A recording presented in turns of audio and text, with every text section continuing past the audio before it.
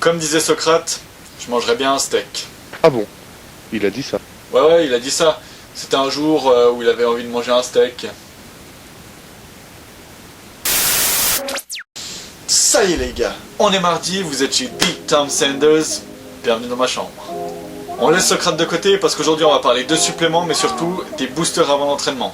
Après la whey, les boosters sont l'un des suppléments les plus populaires du marché, que ce soit pour la muscu, le crossfit ou n'importe quel autre sport où on cherche la performance. Et toutes les compagnies qui en vendent vous promettent des gains de malade, une énergie de fou et un pump en mode shake your érection. Et bien sûr ils vous disent qu'ils ont créé le meilleur truc jamais lancé sur le marché depuis le début de l'histoire de l'humanité tout entière. Et bien sûr que la promesse est tentante, et c'est clair que ça peut influencer énormément de débutants ou n'importe qui cherche à améliorer ses entraînements. Mais d'abord, voyons les effets bénéfiques d'un booster. 1. Ça vous donne une pêche d'enfer. Vous êtes en mode, je prends le fitness game par derrière et vous êtes prêt à piner les poches jusqu'à ce qu'ils vous aiment. Et 2. Vous avez un pump de malade grâce en grande partie à la citrulline et à l'arginine. Et comme tout produit avec des effets bénéfiques, vous aurez forcément des effets négatifs. Bah oui, sinon c'est pas drôle. Hypertension artérielle, problème digestif. De quoi? La chiasse quoi. Ah ouais, merde. Ouais, c'est le cas de le dire.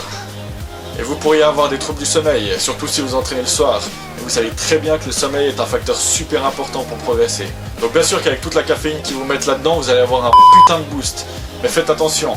Petit exemple, avec une scoop de Mr. Hyde ce pré-workout, vous avez autant de caféine que 22 de ces bouteilles Coca-Cola. Et une autre chose par rapport à la caféine, si à la base vous êtes déjà un gros buveur de café, votre corps va être habitué à la caféine et votre booster ne va pas vraiment vous aider. Un autre problème, c'est que la fenêtre de tir est assez courte. Votre booster va faire effet pendant quelques dizaines de minutes. Donc ce sera à vous de bien calculer et de ne surtout pas rester bloqué dans le trafic. It's fucking Monday, International Chest Day. Go fuck yourself. Mais le plus gros problème avec ces boosters tout en un, c'est le fameux j'arrive pas à lire, mais je vais vous l'écrire là. En fait, c'est simplement un terme super vague que les vendeurs utilisent pour vous enculer. La FDA, qui est l'organisation qui contrôle notamment l'industrie des suppléments, oblige les fabricants à lister tous les ingrédients sur leurs produits, sauf si ces ingrédients font partie justement de ce mix. Et si les fabricants font ça, c'est notamment pour deux raisons. La première, c'est pour éviter que la concurrence sache exactement ce qu'ils mettent dans leur formule magique. Et la deuxième, c'est pour éviter de vous dire que les ingrédients pour lesquels vous payez sont présents mais à petite dose seulement. Encore un moyen de vous entuber. Alors faites un petit test, prenez votre pré-workout, regardez derrière la liste et regardez s'il y a tous les ingrédients qui sont listés ou s'il y a justement cette formule magique. Et n'oubliez pas que chacun réagit différemment à ses produits. Pour vous donner un petit exemple, les seuls boosters qui ont fonctionné pour moi, ça a été le Jack 3D et le New Record. Alors que des boosters comme le C4 ou le No Explode m'ont rien fait. Et j'ai des potes qui ne jurent que par le No Explode par exemple. Alors comment choisir son pré-workout? Petit Sanders tip, regardez la taille de la cuillère. Je sais que d'habitude je vous dis que c'est pas la taille qui compte, mais là c'est l'exception qui confirme la règle. Si la cuillère est grosse, c'est que c'est de la couille. Déjà parce que pour que le goût ne soit pas trop amer, vous allez devoir mettre ça d'eau, et que dans ça d'eau... Ah, bah c'est Coach Arnois qui me dit d'arrêter de piquer ses blagues. Pour en revenir à la cuillère, si vous mettez une grosse cuillère, vous devrez sûrement le boire avec énormément d'eau, et vous allez arriver au gym avec un putain de mal de ventre.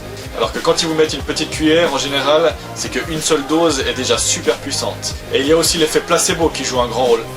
Non, ta gueule. Pas le groupe de rock, ok? L'autre jour, j'ai vu un reportage justement à la télé.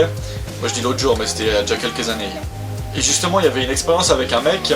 Ils lui ont demandé de faire le maximum de reps au leg extension. Alors je sais plus exactement combien il en a fait. Et la semaine d'après, ils lui ont fait revenir pour faire exactement le même exercice. Sauf que cette fois, ils lui ont donné de l'eau avec un colorant en lui disant que c'était un super booster. Ce qu'ils lui ont pas dit, c'est qu'ils avaient baissé le poids. Et forcément, il a fait quelques reps de plus que la semaine dernière. Et à la fin de l'expérience, il a dit oui, c'est vrai, j'ai trouvé cette semaine que grâce justement à l'eau qui croyait être un booster, je me suis senti plus fort, j'avais plus d'énergie, etc. Alors qu'en fait c'était juste de l'eau. Mais grâce à ça, grâce au pouvoir de l'effet placebo, eh ben, il a fait quelques reps de plus en pensant que c'était grâce à son booster. Donc tout ça pour vous dire que le fait de savoir que vous avez pris quelque chose avant l'entraînement peut vous aider à faire un meilleur entraînement que d'habitude. Pour résumer, ne prenez pas votre booster à chaque entraînement parce que comme tout, votre corps va s'y habituer. Prenez-le juste pour faire vos points faibles. Et pour finir, je vous conseille d'acheter les ingrédients séparément.